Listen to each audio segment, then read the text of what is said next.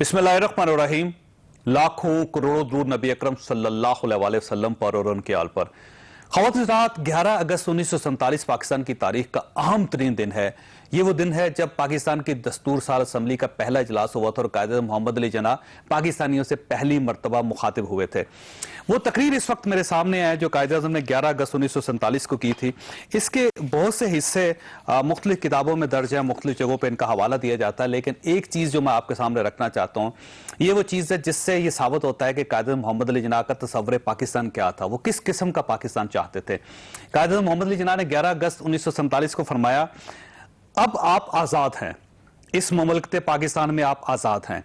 अपने मंदिरों में जाएं, अपनी मसाजिद में जाएं या किसी और इबादतगाह में जाएं, आपका किसी मजहब, ज़ात पात या अकीदे से ताल्लुक हो, कारोबार मुमलकत का इससे कोई वास्ता नहीं। ये कायद-ए-आज़म मोहम्मद अली जिन्नाह का तसव्वुर पाकिस्तान था, लेकिन बदकिस्मती से ये तसव्वुर पाकिस्तान कहीं खो गया है। हम आज के दिन कोशिश करेंगे कि इस तसव्वुर को दोबारा तलाश करके कौम के सामने रखें और कौम को ये बताएं कि कायद-ए-आज़म मोहम्मद अली जिन्नाह पाकिस्तानियों को तकसीम नहीं करते थे। उनकी नज़र में नॉन मुस्लिम पाकिस्तानी भी उतना ही अहम था जितना मुसलमान पाकिस्तानी था। और ये वो नुक्ता है जो हम आज के दिन आपके सामने रखना चाहते हैं। 15 अगस्त है, पाकिस्तान को बने हुए आप समझे कि एक दिन गुजर चुका है और कायद-ए-आज़म मोहम्मद अली जिन्नाह की क्या सोच थी माइनॉरिटीज़ के बारे में, हम वो डिस्कस करेंगे। हमारे साथ तशरीफ रखते हैं डॉक्टर रमेश कुमार साहब, पाकिस्तान मुस्लिम लीग नून के साथ इनका ताल्लुक है, पाकिस्तान हिंदू काउंसिल के पैटर्न चीफ भी हैं, कौमी असम्बली के रुकन भी हैं।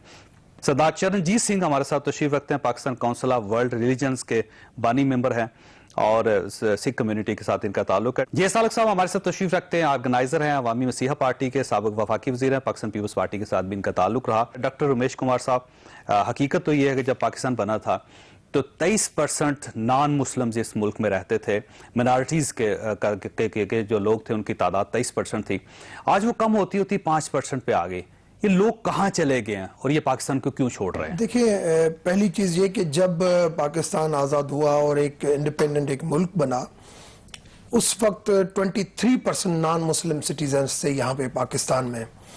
और 11 अगस्त की जो पहली जो असेंबली थी जिसके अंदर कायद-ए-आज़म मोहम्मद अली जिन्नाह ने जो खिताब जो किया था, उसने ज़रूरी समझा, क्योंकि उसने ज़रूरी ये समझा कि ये जो खिता है, जो जोग्राफिकल पोजीशन थी पाकिस्तान की, उस वक्त सिंध के अंदर हिंदू कम्युनिटी, पंजाब के अंदर क्रिश्चियन कम्युनिटी और सिख कम्युनिटी बहुत ज़्यादा थी, पंजाब के अंदर क्रिश्चियन कम्युनिटी ज़्यादा थी, KPK में ज़्यादा थी, बलूचिस्तान में हिंदू कम्युनिटी। उन्होंने महसूस किया कि ये जो इलाका है जोग्राफिकली उस वक्त कि भाई यहाँ पे मैं ऐसी स्टेटमेंट दूं जो एक मैसेज जाए कि पाकिस्तान इस्लाम के नाम पे जरूर इस्लामी जमहूरियत पाकिस्तान है, मगर ये जो पाकिस्तान है यहाँ पे जितनी भी कौमें रहती हैं ये एक अमन के लिए मुल्क ये बना है। सब पाकिस्तानी है, ये सारे पाकिस्तानी है, ये इक्वल सिटीजन है, ये अपने मंदिर में, चर्च में, मस्जिद में उसी तरीके से जा सकते हैं। बेसिक राइट सबके एक होंगे। और यही वजह थी, उनका एतमाद इतना था स्पेशली जो हिंदू कम्युनिटी के ऊपर। आपने देखा कि जोगिंदर नाथ उसको उसने कहां तक पहुंचाया। पाकिस्तान के पहले वजीर कानून, पाकिस्तान की पहली असेंबली के स्पीकर, कश्मीर कमेटी के चेयरमैन, वो कश्मीर जो उस वक्त भी डिस्प्यूट, उसके भी चेयरमैन उन्होंने उसको बनाया। आप इवन कराची के अंदर, जब कराची कैपिटल था, तो कायद-ए-आज़म मोहम्मद अली जिन्नाह के रहने के लिए भी मेहता पैलेस जो था वो भी हिंदू प्रॉपर्टी थी, जिसके लिए उन्होंने कहा कि वहां पे उनको रहे। मतलब ये इतना मोहब्बत वाला था। मगर शुरू से ही ये जो है ना, अब ये फरमाइए आप कितने परसेंट मिनॉरिटीज कितने इस वक्त 5% है और 5% के अंदर 23% से 5% पे 5% पे आ गए हैं। और 5% ये 69 ईयर्स के अंदर जो हमारी पॉलिसीज जो चली, और स्पेशली 70s के बाद, क्योंकि उसी वक्त भी चौधरी मोहम्मद अली ने, जब कायद-ए-आज़म मोहम्मद अली जिन्नाह ने जो स्टेटमेंट दी थी, उस वक्त भी इनकी बातों के ऊपर जमायत इस्लामी की तरफ से वो स्टेटमेंटें आना शुरू हो गई थी कि ये इस्लाम के नाम पे बना है। और उसी वक्त भी जो है ना, इसी 11 अगस्त को की स्पीच को ऐसा नहीं बनाया गया। और इवन आज भी 11 अगस्त की स्पीच को नई नेशनल असेंबली का ऐसा बनाया, नहीं हमने करिकुलम का ऐसा बनाया जो थीम। और जो देखिए ये जो स्पीच है, देखिए कायद-ए-आज़म की जो स्पीच है वो मेरे पास भी है और अल्फाज बड़े वाज़ेह और बड़े खूबसूरत अल्फाज उन्होंने इस्तेमाल किए। तो उसका एक जो हिस्सा है मैं आपके सामने पेश करता हूं। उन्होंने कहा कि अब आप आज़ाद हैं। ये 11 अगस्त 1947 को कहा उन्होंने कि अब आप आज़ाद हैं, इस मुमलकत पाकिस्तान में आप आज़ाद हैं।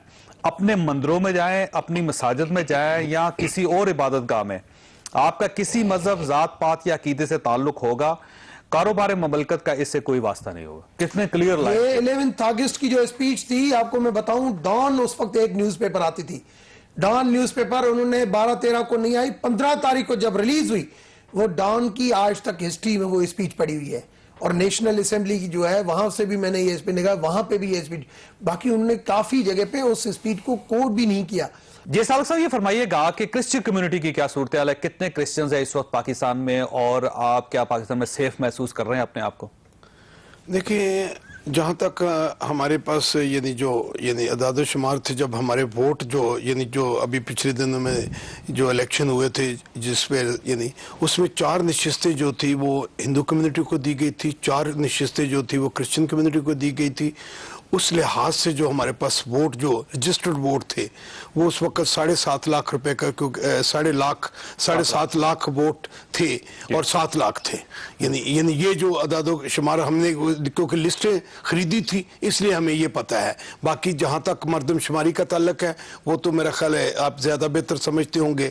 لیکن اس کے بعد ہم سمجھتے ہیں کہ وہ تقریباً 4% لوگ، یعنی 4 گنا ووٹ نہیں بھی بنے تھے. اس لحاظ سے میں سمجھتا، اور ایک نشست جو تھی یعنی سکھ کمیونٹی. لیکن سر یہ جو کہا جاتا ہے کہ کرسچن کمیونٹی بہت سٹرانگ ہے پاکستان میں، اور ان کے راستے میں کسی قسم کی کوئی رکاوٹ نہیں ہے، آپ جہاں تک جانا چاہیں جا سکتے ہیں پاکستان میں، سیف بھی سمجھا جاتا ہے، چرچز بھی بہت زیادہ تعداد میں ہیں.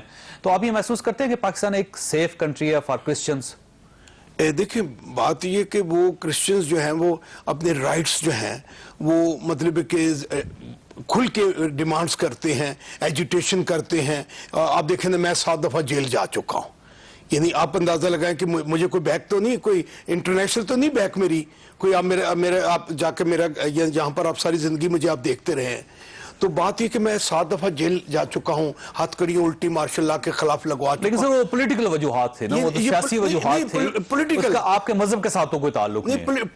پولیٹیکلی میں بات کر رہا ہوں، مذہب کے حوالے سے نہیں. آپ جو کہتے ہیں کہ آپ جا سکتے ہیں، ہم ہم جدوجہد کرنے میں تو جدوجہد کرنے میں اس لیے جا سکتے ہیں کہ ہم اپنے یہ ملک کو مالک سمجھتا ہوں.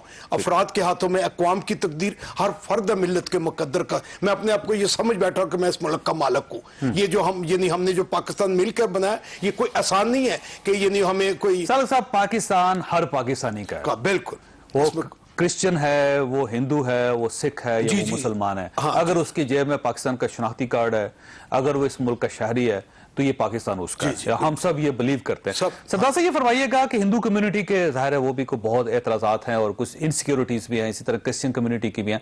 یہ سردار جو سکھ ہیں، ان کی کیا صورتحال ہے پاکستان میں؟ چودھری صاحب، سب سے پہلے شکریہ ادا کروں گا آپ کا. سکھ کمیونٹی کی زیادہ تعداد جو ہے وہ سن 47 سے پہلے کی، ہم لوگ جتنے بھی سکھ کمیونٹی پاکستان میں ہے وہ مائگریٹ نہیں ہے. یہ 3 جو بڑے ایجنسی تھی، اورکزئی ایجنسی، قرم ایجنسی اور خیبر ایجنسی، ان میں یہ لوگ پہلے سے تھے. لیکن اگر سیکورٹی ایشو پہ دیکھا جائے تو 2015 کا سال خاص کر پشاور میں، کیونکہ میرا تعلق پشاور سے ہے، KPK سے ہے، تو ہمارے لیے اچھا نہیں رہا. اب یہ کہا ہے سکھ صرف پشاور میں رہ گئے ہیں؟ نہیں، یہ بات نہیں ہے. اس ٹائم آپ کو بلوچستان میں بھی ملیں گے، آپ کو سندھ میں بھی ملیں گے، ڈاکٹر صاحب بیٹھے ہیں، سوات ویلی میں بھی ملیں گے.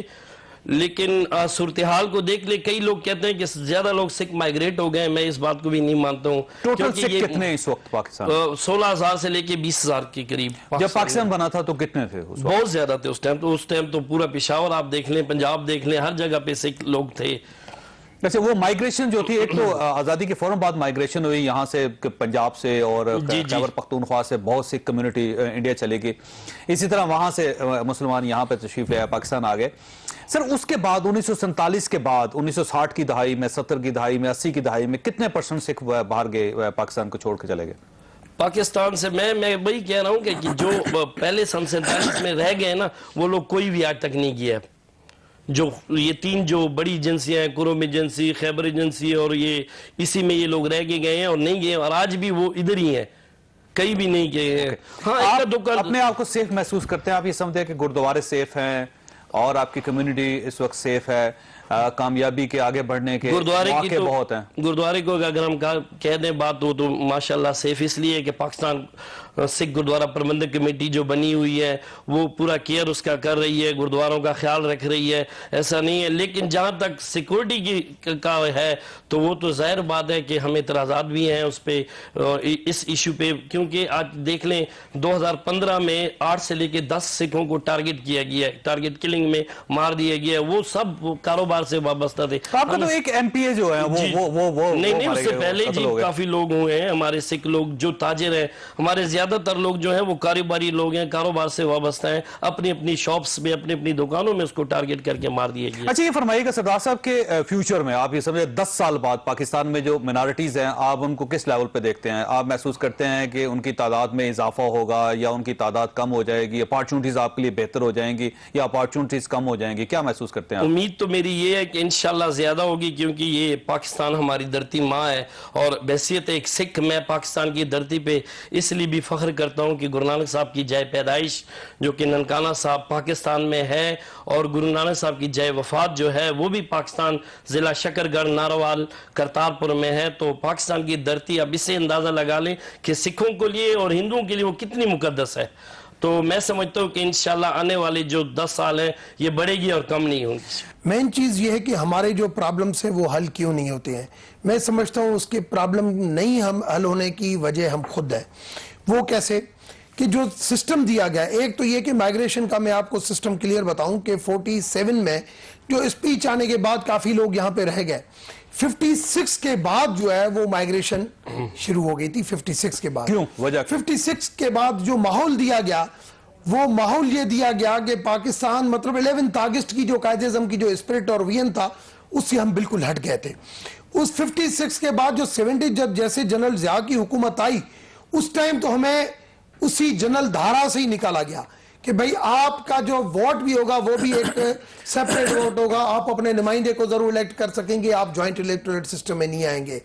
उसके बाद जब मुशर्रफ साहब आए तो मुशर्रफ साहब के टाइम पे फिर माइग्रेशन रुक गई, क्योंकि मुशर्रफ साहब ने हमें दोबारा जो है ज्वाइंट इलेक्टोरेट सिस्टम में हमें डाला। हकायक तो ये है कि पाकिस्तान मुस्लिम लीग काफ जो है वो बहुत सॉफ्ट थी मिनॉरिटीज के मामले में, उन्होंने बहुत ज्यादा इंपॉर्टेंस दी और पाकिस्तान में ये बात नहीं करूंगा, क्रिसमस मनाने का जो है जो रवायत है वो भी पाकिस्तान मुस्लिम लीग काफ ने सियासी सतह पे शुरू की थी। देखिए ज्वाइंट इलेक्टोरेट सिस्टम में आने के बाद होना ये चाहिए था कि जो हमारी रिजर्व सीट थी उस वक्त 202 थी जनरल सीट, 202 से 272 हो गई, 70 सीटें बढ़ गई। हमारी एक तो सीटें बढ़नी चाहिए थी। दूसरी चीज ये कि हमें हमारे नुमाइंदे इलेक्ट करने का हक दिया जाना चाहिए था, वो हमें हक नहीं मिला। जब अभी मैंने 2002 में भी मैं असेंबली का हिस्सा था, अभी भी मैं असेंबली का हिस्सा हूं। मैंने अभी बहुत कोशिश की, 3 मरतबा मैंने ये असेंबली के अंदर बिल डाला कि जो हमारे, क्योंकि मुझे 9 फरवरी 2014 को सुप्रीम कोर्ट की जो से लेटर आया चीफ जस्टिस साहब का कि आप हाजिर हो जाएं। मैं तसदुक हुसैन जिलानी साहब चीफ जस्टिस से मैं वहां पे पेश हुआ। उन्होंने मुझे कहा कि डॉक्टर साहब मुझे दुख होता है कि हमारी हिंदू कम्युनिटी वफादार कम्युनिटी है और वो यहाँ से माइग्रेट हो रही है, क्रिश्चियन कम्युनिटी माइग्रेट हो रही है। मैं चाहता हूं कि यहाँ पे जो मसले मसाइल है उसका रिड्रेसल हो। मैंने कहा सर मैं वकील नहीं हूं। उसने कहा कि सुप्रीम कोर्ट के आपको वकील मदद करेंगे, आप यहाँ पे केस। 16 हियरिंग हुई हमारी, 16 हियरिंग के अंदर मैंने each and everything her point मैंने डिस्कस किया वहां पे। 19 जून 2014 को जजमेंट आई। जजमेंट के अंदर उन्होंने रिड्रेसल के लिए बताया कि कैसे माइनॉरिटीज, जो नॉन मुस्लिम, माइनॉरिटीज तो कहना नहीं चाहिए, नॉन मुस्लिम पाकिस्तानी के प्रॉब्लम क्या है, उसका हल क्या है। जब हल के ऊपर हम गए तो पहली चीज जो है वो माइंड सेट है। ठीक है डॉक्टर साहब आप रुकिएगा, मैंने सिर्फ एक छोटी सी ब्रेक लेनी है, ब्रेक के बाद यहीं से बात स्टार्ट करेंगे। छोटी सी ब्रेक और ब्रेक के बाद वापस आते हैं। प्रोग्राम में दोबारा खुश आमदीद। डॉक्टर साहब आप कुछ फरमा रहे थे, आपका ख्याल ये है कि माइंडसेट को बदलना चाहिए? देखिए ना, उसी वक्त जब पाकिस्तान जब आजाद हुआ था, जब एक इंडिपेंडेंट कंट्री बना था, उस वक्त भी चंद वो लोग थे जिन्होंने अपनी चीजें नाजिल की और उस वक्त जो भी कम्युनिटी थी उनको काफर का लकब दिया। आज भी केपीके के अंदर सेकंड दूसरी किताब, दूसरी जमात का जो बुक है ना, उसके अंदर नॉन मुस्लिम को काफिर लिखा गया। मैं जब लेके गया सुप्रीम कोर्ट में, जब किताब जाके दिखाया, मैंने कहा सर ये चीजें हैं, हम क्या बच्चों को पढ़ा रहे हैं? ये मोहब्बत के लिए मुल्क बना था, ये अमन के लिए मुल्क बना था। ये ग्रीन कलर जो है ऑल कम्युनिटी को रिप्रेजेंट करता है, व्हाइट जो है पीस को रिप्रेजेंट करता है। मगर ये यहाँ पे थ्योरी दी जा रही है कि भाई ग्रीन मेजॉरिटी को रिप्रेजेंट करता है, व्हाइट माइनॉरिटी को। ये ऐसा नहीं है। اور اسی میری پوائنٹس کے اوپر جو بھی ججمنٹ آئی اس ججمنٹ کے اوپر آج بھی کے پی کے اندر عمل درآمد وہ نہیں ہو رہا ہے، کیونکہ پہلی چیز میری تھی کریکولم کے اندر تبدیلی، اس کے بعد تھا ریلیجیس پلیسز کی پروٹیکشن۔ اب ان کا حل کیا ہے؟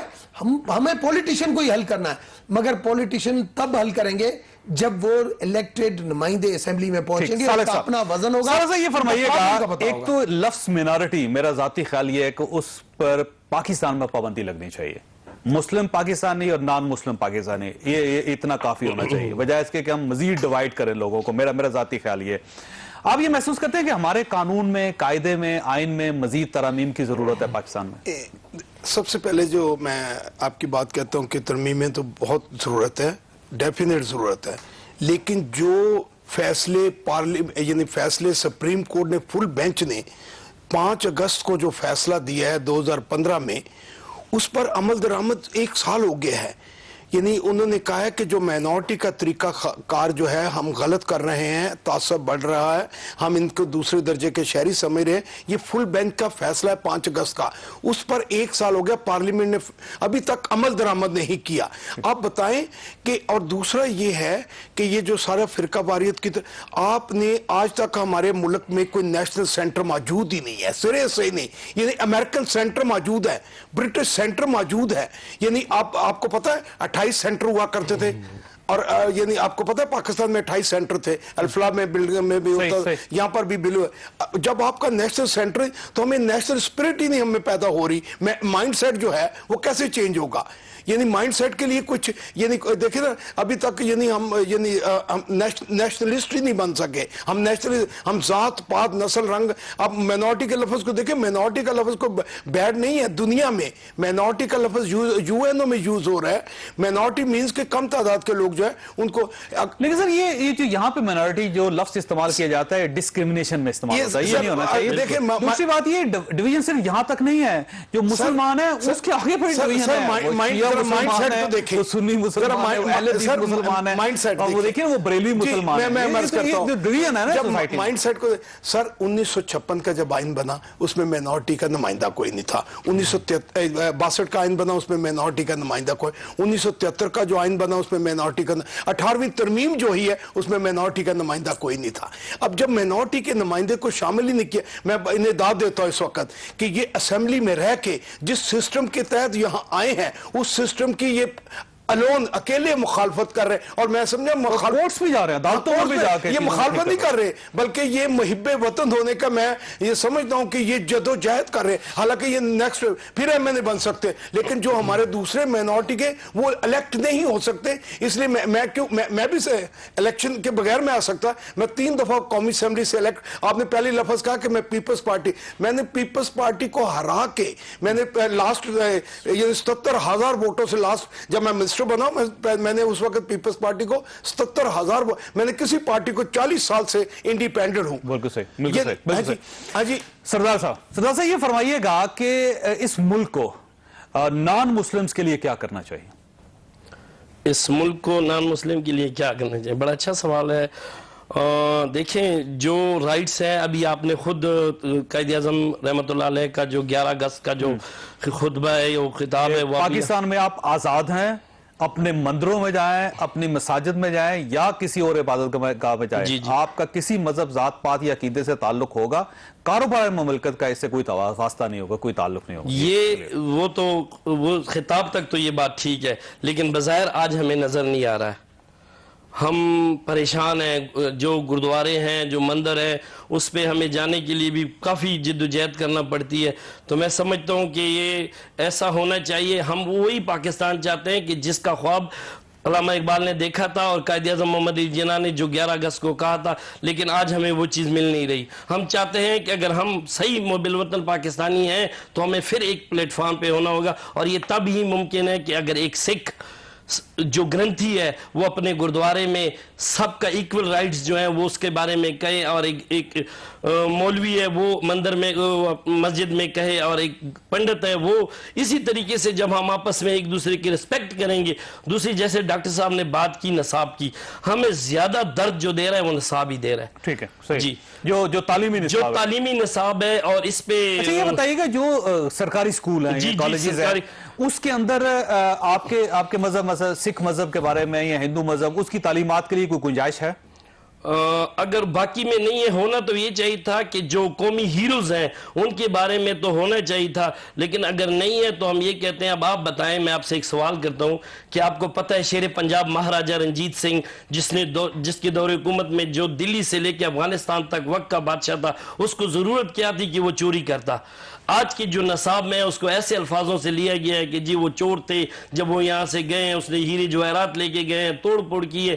تو ایسی باتوں سے جب ایک استاد اور زیادہ سے زیادہ جو کراکرم میں پھر تبدیلی کے بارے میں ایک بچہ، میں نے خود میٹرک تک اسلامیات پڑھی ہے، عربی پڑھی ہے، لیکن آج ہمارے بچے جو ہیں وہ سرکاری اسکولوں میں نہیں جانا چاہتے. وجہ یہ ہے کہ وہ کہتے ہیں کہ ہمیں استاد بھی پھر اسی نظریے سے دیکھتے ہیں جو وہ پڑھاتے ہیں. اوکے، آپ یہ محسوس کرتے ہیں کہ اسکولوں کے اندر ڈسکریمنیشن ہے اور یہ ختم ہونی چاہیے؟ بالکل. ہر پاکستانی کو پاکستانی سمجھنا چاہیے، اسے مسلمان یا غیر مسلم پاکستانی میں تقسیم نہیں کرنا چاہیے. جی بالکل. میں بریک لوں گا، بریک کے بعد ڈاکٹر صاحب آپ کی طرف آتے ہیں. چھوٹے سے بریک کے بعد واپس آتے ہیں. پروگرام میں دوبارہ خوش آمدید. ڈاکٹر صاحب یہ فرمائیے کہ یہ جو مختلف خبریں چل رہی تھی نان مسلم پاکستانیز کی طرف سے کہ زبردستی ہمیں مسلمان بنانے کی کوشش کی جاتی ہے، بچیوں کو اغوا کر لیا جاتا ہے، ان کا زبردستی نکاح پڑھا دیا جاتا ہے، یا آئلی قوانین جو ہے نان مسلمز کے اس میں انٹرفیئر کی جاتی ہے، کیا یہ بات درست ہے؟ پہلی چیز یہ کہ ہمارا بیسک رائٹ ہے کہ ہم اپنی بیسک ہماری جو ریلیجیس ایڈوکیشن ہے ہم پڑھیں، اور ہمیں ایون ایتھکس بھی جو ہے نا وہ بھی پڑھایا نہیں جاتا. ہمیں اس کے لیے اسلامیات پڑھنا پڑتا ہے کہ بھئی ہمارے پاس ٹیچر نہیں ہے. ایک تو ہمیں بیسک ریلیجیس ایڈوکیشن نہیں ملتی. دوسری چیز یہ کہ کافی ہماری جو کمیونٹی ہے وہ غربت میں جو گزارتی ہے، وہاں پہ اس کو فورسفلی کیسے ہوتا ہے، پہلے اس کو اغوا کرتے ہیں، اغوا کر کے اور اس کے بعد کہتے ہیں کہ یہ کنورٹ ہو گئی. یہ پرابلم سب سے زیادہ خواتین 99% خواتین 1% جو ہے. اور یہ 2-3-4 لوگ ایسے ہیں، 3-4 لوگ سندھ کے اندر ہیں.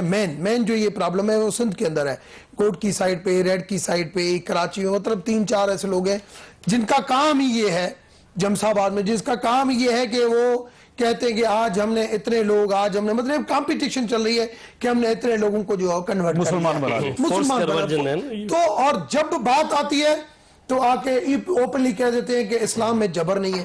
بھائی اسلام مجھے پتا ہے کہ پریچ سے بڑا ہے، ہندو از بارن ہندو، ٹھیک ہے، آپ ہمارے پاس کوئی جو ہے وہ تبدیلی نہیں ہے. مگر آپ کو اگر اتنا یقین ہے، اگر آج کوئی کنورٹ ہونا چاہتا ہے، اسلام کی تعلیم لیتا ہے، تعلیم لینے کے بعد دنیا کے دروازے کھلے ہیں، اسلام کے دروازے سے 1400 سال سے کھلے ہیں، جو داخل ہونا چاہتا ہے زبردستی نہیں، زبردستی کی گنجائش نہیں ہے. اس کو بند کر کے رکھ جائے. آج کا بھی میں مثال دوں، ایک شادی شدہ لڑکی ہے، لڑکا ہے، ہمارا دونوں یہ کنڈری سائیڈ پہ رہتے ہیں نبی سر میں. وہ دونوں ایک کولی ہیں، کچھی کولی. دونوں کہاں گئے کہاں نہیں گئے، میں نے مفتی نعیم کو فون کیا، بنوریا ٹائم والے کو. اس نے کہا سر میرے پاس جو آتا ہے وہ میں نے اس کو کلمہ پڑھاتا ہوں، میں روانہ کر دیتا ہوں. اس کے بعد انہوں نے فون رکھ دیا، ابھی مجھے وہ جواب نہیں دے رہے. بھائی وہ دونوں شادی شدہ ہیں، آپ کیسے اس طریقے سے کر رہے ہو؟ ہب چوکی سے ایک ہوا، مطلب ایسے بہت سارے. لیکن سر اگر فرض کریں کہ کوئی شخص اپنی مرضی سے اسلام قبول کرنا چاہتا ہے تو اس پہ آپ کو کوئی اعتراض نہیں؟ بالکل نہیں ہے سر، ہمیں اس پہ کوئی اعتراض نہیں ہے، یہ بات بالکل ٹھیک ہے. لیکن جب فورس کنورژن ہوتی ہے تو پھر اس پہ درد ہوتا ہے. جی ہمیں سکھ کمیونٹی میں بھی ہو رہی ہے. جی تو ایسا بات پتہ ہے کیا، تب ہم لوگ ڈر جاتے ہیں، اس کے اوپر اسٹیٹمنٹ دینا ڈر جاتے ہیں.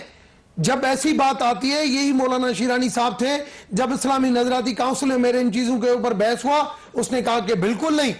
یہی طاہر الاشرفی صاحب تھے، انہوں نے کہا بالکل نہیں. سر ایک وقت تھا پاکستان میں چند سال پہلے تک کہ کرسچنز کمیونٹی پہ بہت حملے ہوتے تھے. اب الحمدللہ ایک اچھی بات یہ ہوئی ہے کہ یہ حملے رک گئے ہیں، تو اب ہارمنی ڈیولپ ہو رہی ہے. اور اس میں میرا خیال یہ ہے کہ کرسچن کمیونٹی کا زیادہ عمل دخل ہے کہ آپ لوگوں نے بہت سارے معاملات میں بہت ہارمنی کریٹ کی سوسائٹی کے اندر. آپ یہ محسوس کرتے ہیں کہ آنے والا وقت جو ہے ایک اچھی سوسائٹی کا وقت ہوگا پاکستان کا، جس میں سارے مذہب کے لوگ اکٹھے رہ سکیں؟ جی خدا ہم نے چاہا تو انشاءاللہ ایسے ہوگا.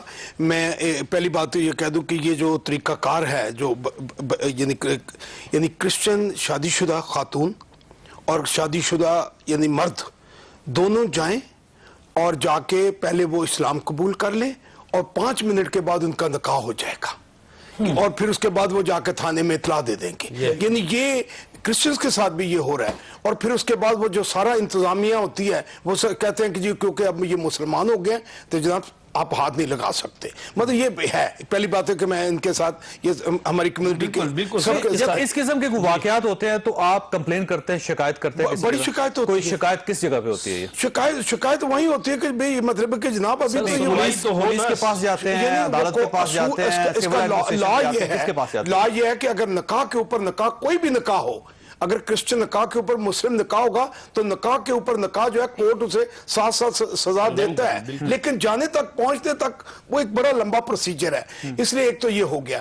دوسرا یہ ہے, میں آپ سے گزارش کروں گا, میری 67 ایج ہے, میں 4 دفعہ قومی اسمبلی کا ممبر بنا, الیکٹڈ, سندھ سے ٹاپ کیا, پنجاب سے ٹاپ, پورے آپ کو پتا ہے میں 5 دفعہ الیکٹ ہوا, 2 دفعہ لاہور سے کونسل ہوا اور نوبل پیس پرائز کے لیے نامینیٹ ہوں آفیشلی. میں ایک بات آپ کو کہ جب تک آپ اپنے سٹائل کو جو ہے نا, سٹائل یہ پولیٹیکل سٹائل چینج کریں, یہ جو مطلب ہے کہ یعنی یہ جو مائنورٹی کو اگنور کر رہے ہیں, بالکل میں سمجھتا ہوں وہ سمجھتے ہیں مائنورٹی ہمارا یعنی قائد اعظم کا یہ اصول جو ہے اس کی طرف آئیں کہ اقلیتوں کو اعتماد میں لیے بغیر کوئی حکومت نہیں چل سکتی. اس طرف تو غور ہی نہیں کرے. پاکستان کی ہسٹری میں جائے نا, جب اس میں سالک صاحب تو پاکستان کے شروع کے جو 30 سال تھے اس میں پاکستان کے بہت بڑے بڑے عہدوں پہ مینارٹیز کے لوگ یا سر ظفر اللہ خان, یہ دیکھیے بہت لوگ تھے, بڑی فہرست ہے کہ پاکستان میں آپ فوج کو لے لیں, پاکستان میں آپ ایئر فورس کو لے لیں, آپ پاکستان میں نیوی کو لے لیں, آپ گیم سپورٹس کو لے لیں, آپ عدلیہ کو لے لیں, آپ پالیٹکس میں لے لیں, آپ کیبنٹ منسٹرز کو لے لیں, ہر جگہ پہ آپ کو لوگ نظر آتے ہیں, ایون فلموں میں, ہر جگہ. اس کے بعد لیکن اب یہ کم ہوتے چلے جا رہے ہیں. کم کیوں ہوتے چلے جا رہے ہیں؟ آپ نے سر ظفر اللہ خان کون تھے یعنی جنہوں نے جا کے مطلب یعنی ہیومن رائٹ کے چارٹر پہ سگنیچر کیے, مائنورٹی رائٹس کنہوں نے دیے؟ سر ظفر اللہ خان. سر ظفر اللہ خان جو آج ان کے جو رائٹس ہیں, دیکھیں منڈل صاحب جو ہیں وہ وزیر قانون, پاکستان کے شروع کے وزیر قانون, اور طویل عرصہ تک وزیر قانون رہے, حکومتیں بدلتی رہی لیکن وہ وزیر قانون بات نہیں رہے. یہ کہ یہ پولیٹیکل پارٹیز کو یعنی ان کو یعنی پولیٹیکل پارٹیز جو ہیں اگر یہ اپنے اندر کچھ پیدا کریں برین, کیونکہ وہ سمجھتے نہیں مائنورٹی کو. دیکھیں نا ڈاکٹر صاحب رو رہے ہیں, کورٹس میں جا رہے ہیں, پارلیمنٹ میں رو رہے ہیں, سپریم کورٹ نے فیصلہ دے دیا, پھر بھی اس کے باوجود. سردار صاحب یہ فرمائیے گا سردار صاحب یہ فرمائیے گا کہ پاکستان میں اتنے ڈپارٹمنٹس ہیں, سیول ڈپارٹمنٹس بھی ہیں اور گورنمنٹ کے ڈپارٹمنٹس بھی ہیں, ان ڈپارٹمنٹس میں سکھ کمیونٹی نظر آتی ہے کہیں نہ کہیں, مثلا کوئی ڈپٹی کمشنر بن گیا ہو, کوئی ایس ایس پی بن گیا ہو, فوج میں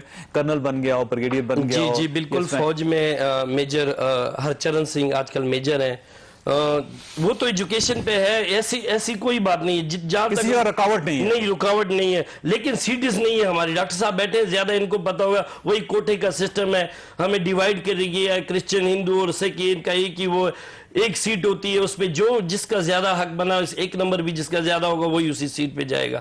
ہونا یہ چاہیے تھا کہ ہر ایک, اگر وہ میڈیکل ہے, اگر وہ انجینئرنگ ہے, تو اس میں ہماری اپنی اپنی سیٹیں ہونی چاہیے. جیسا کہ میں جو وائس چانسلر رہے ہیں ڈاکٹر قبلہ اعظم, میں ان کو خراج تحسین پیش کرتا ہوں کہ پشاور یونیورسٹی میں انہوں نے اس وقت 100 سیٹیں ریزرو کر دی ہیں یہ جتنی بھی کمیونٹی ہیں ان کے لیے, اقلیتوں کے لیے. تو آپ کا خیال یہ ہے کہ پاکستان میں مختلف ڈپارٹمنٹس میں اقلیتوں کے لیے سیٹس ہونی چاہیے جی, اور موقع ملنا چاہیے تاکہ وہ اگر شخص اگر فرض کرے کسی ایک فیلڈ میں آیا تو ٹاپ تک جا سکے. انشاءاللہ جیسے رانا بھگوان داس تھے, وہ سپریم کورٹ کے چیف جسٹس بنے, اس لیول تک جا سکتے ہیں. سیسل چودھری تھے, بہت سارے لوگ تھے سر پاکستان کے اندر جو تھے. بریک لیندے, بریک کے بعد سر واپس آتا, بریک اور بریک کے بعد واپس آتا.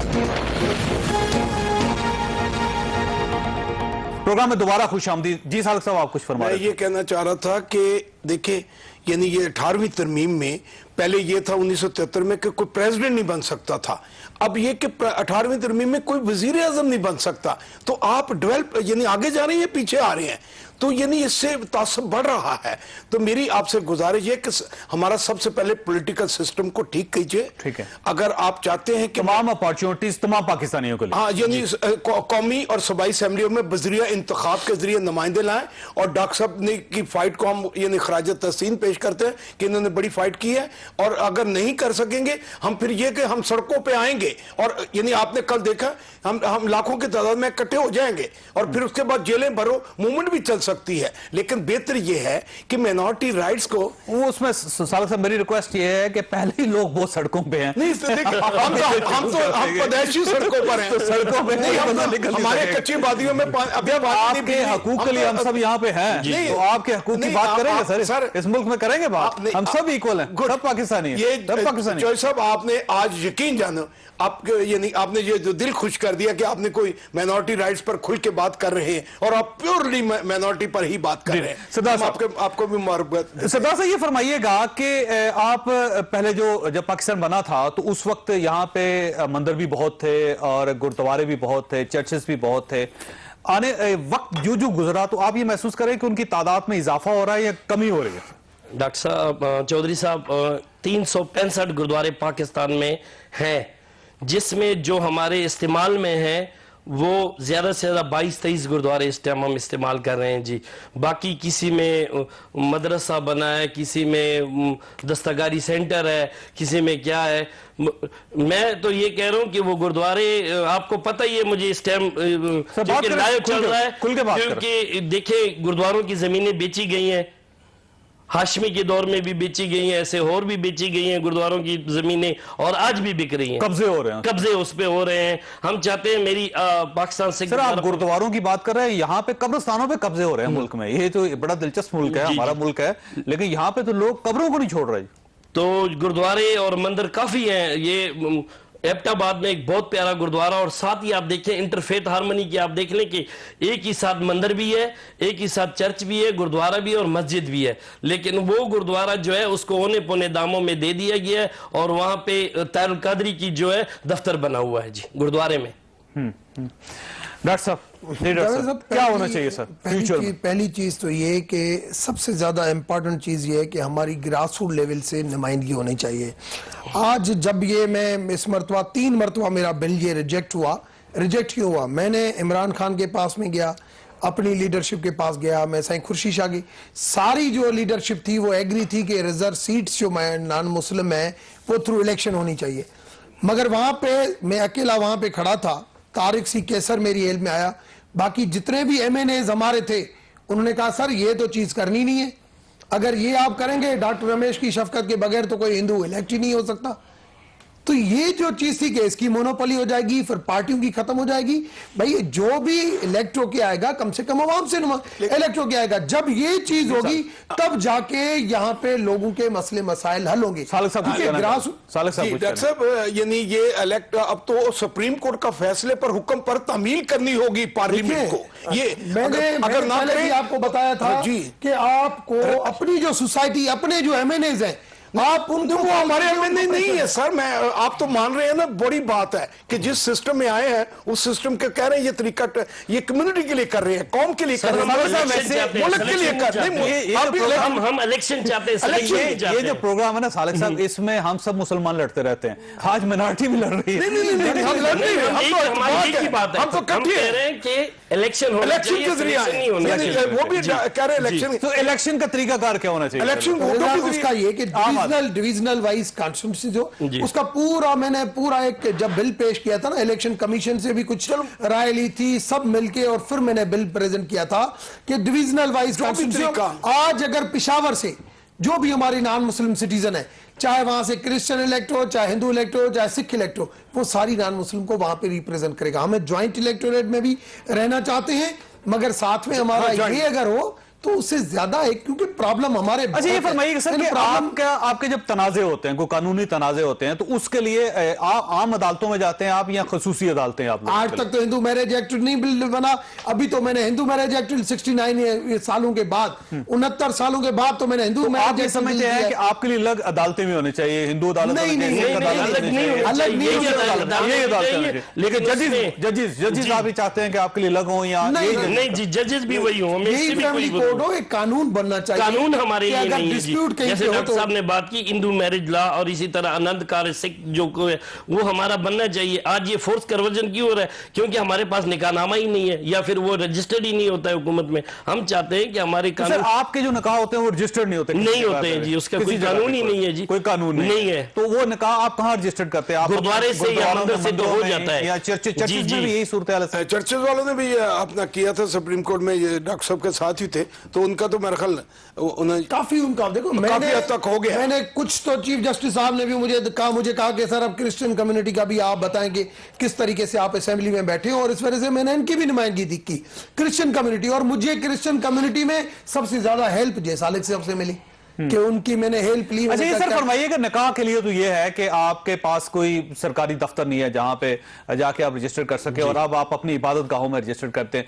तलाक के लिए क्या करते हैं? वो भी रजिस्ट्रेशन वो भी नहीं है, वो भी कोई रजिस्ट्रेशन? पहली चीज ये कि तलाक हमारे पास मजहब में तलाक नहीं है, तलाक नहीं है। अभी हिंदू मैरिज एक्ट बिल में मैंने सेपरेशन डाली, और सेपरेशन का भी एक मैंने कानून बनाया कि फैमिली कोड के थ्रू वो सेपरेशन हो सकती है। वही कानून था कि इम्प्लीमेंटेशन इधर ही फैमिली कोड में होगी, यही कोर्टें हमारे काम आएंगी, मगर हमें कम से कम एक रूल बताया जाए, कानून बताया जाए कि किस कानून के तहत होगी, और ये कानून खत्म हो गया। मैं तीनों मेहमानों का शुक्रगुजार खास साहब, आपने ये गुफ्तगू सुनी। पाकिस्तान के अंदर जो मिनॉरिटीज हैं, मैं उनको मिनॉरिटीज नहीं समझता, मैं वो समझता हूं कि वो भी अक्सरियत का हिस्सा है। ये सब पाकिस्तानी हैं, बस उसमें से कुछ लोगों का मजहब इस्लाम है और कुछ लोगों का मजहब इस्लाम नहीं है। जब तक हम तमाम पाकिस्तानियों को पाकिस्तानी नहीं समझेंगे, पाकिस्तान नहीं चल सकेगा। अल्लाह ताला आप और आपके अहले खानों को हर किस्म की मुसीबत से महफूज रखे। अल्लाह हाफिज।